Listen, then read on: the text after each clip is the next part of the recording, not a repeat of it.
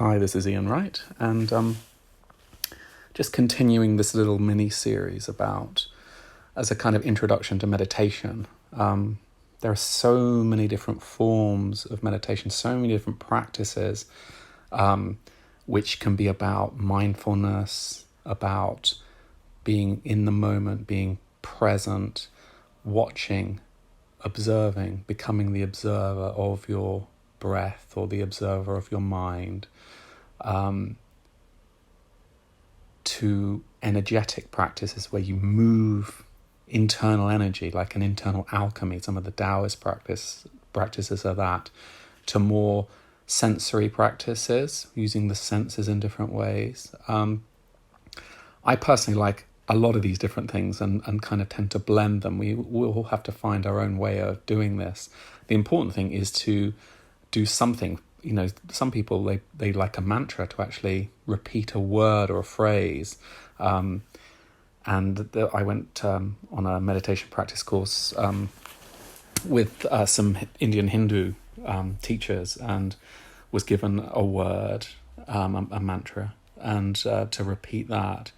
And it didn't really work as well for me as other ways, but some people, you know, to allow your mind not to fixate or move in other directions, to repeat something, some sort of mantra practice, or visualizing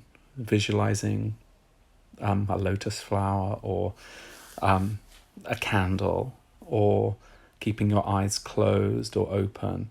We all have different ways in which it suits us more. I personally like kind of more sensory practices, where you kind of use your senses, but I find that in the end, all the practices hopefully will lead to a certain state and connection with stillness. And this particular practice that we're going to do today is going to just focus straight in on that.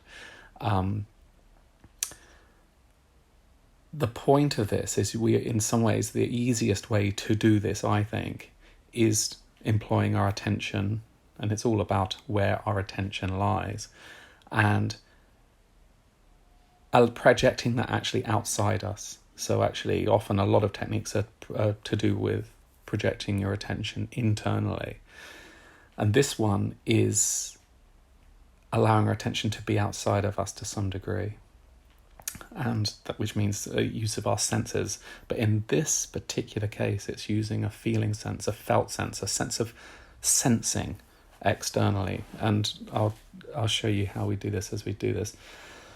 The Tibetans talk about this practice as, they have a lovely word for it, the Tibetan Buddhists, resting in the great natural peace.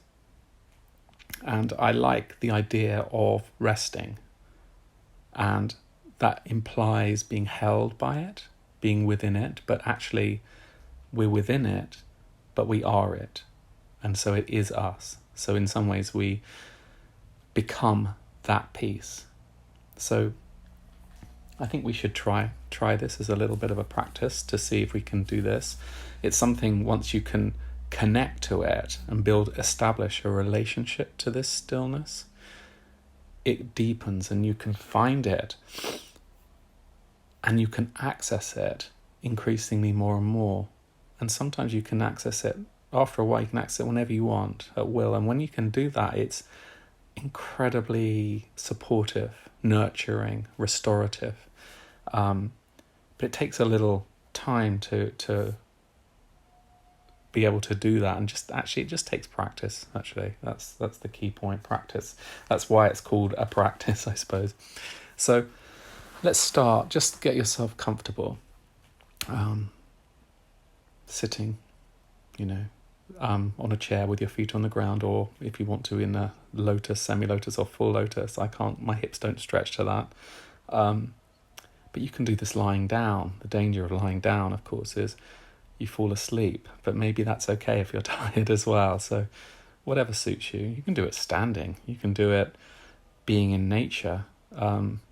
You can do it actually while running, while doing your work, doing the washing up. Actually, when you're doing sports, if you can feel and concentrate on this stillness at the same time as you're active. It's an incredible thing. And if you watch, say, a cheetah running, this cheetah is in stillness. There's no mental effort at all, but it's going at 90 miles an hour.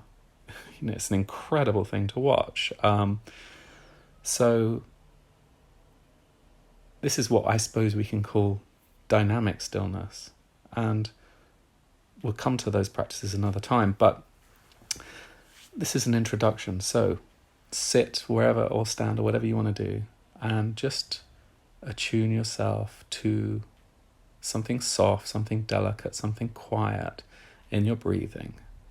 And again, come back to this idea of, as soon as you tune into that quietness, that sense of quiet which is there in your breath, your mind will tend to do its wandering, and feeling hungry, need to pay that bill, whatever.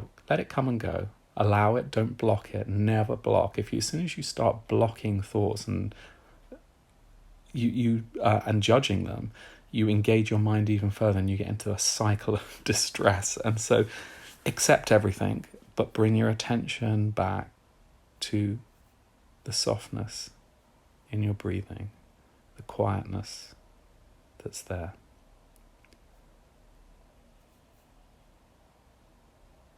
And as things start to settle down,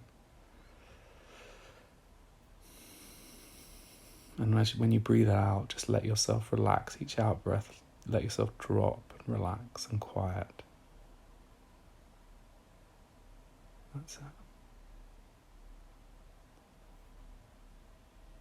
And from this place, just allow your attention and your awareness to come to this great stillness behind all the noise, and even in the loudest place in the world.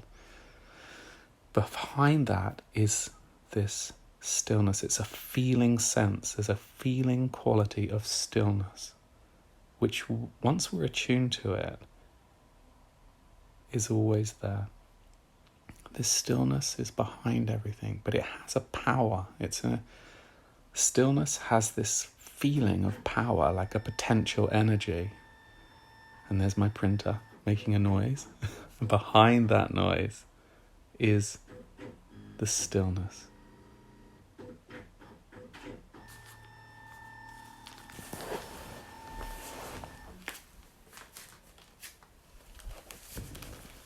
So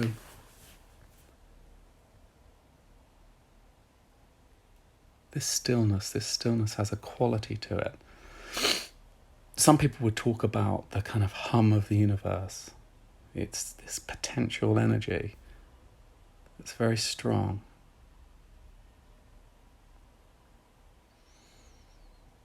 And this stillness can hold us.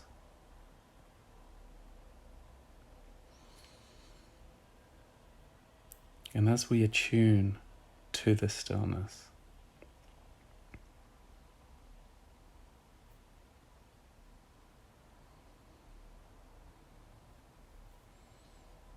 we can start to feel it in our body as well. We actually are this stillness. Every cell in our body has this quality. It's a very alive quality, actually. Alive stillness. It's an interesting juxtaposition.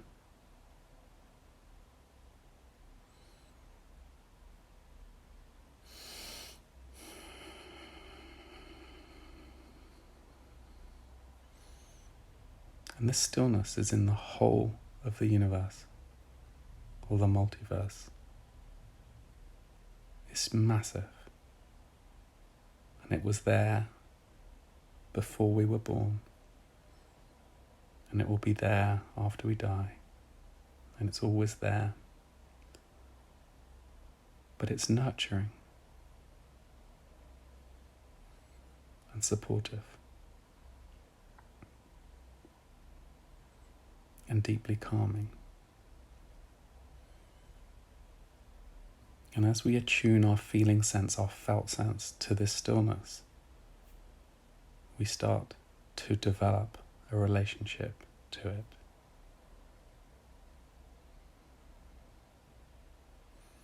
And it can restore us back to ourselves.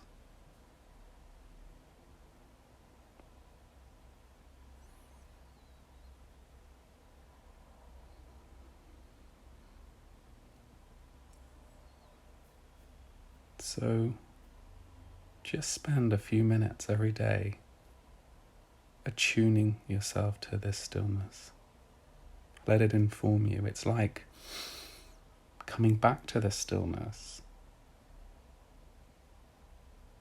so that we can act from that stillness as opposed to react to life.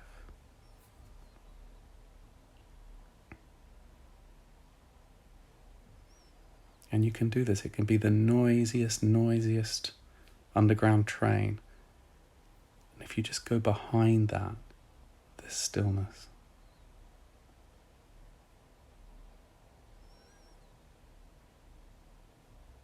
the great natural peace.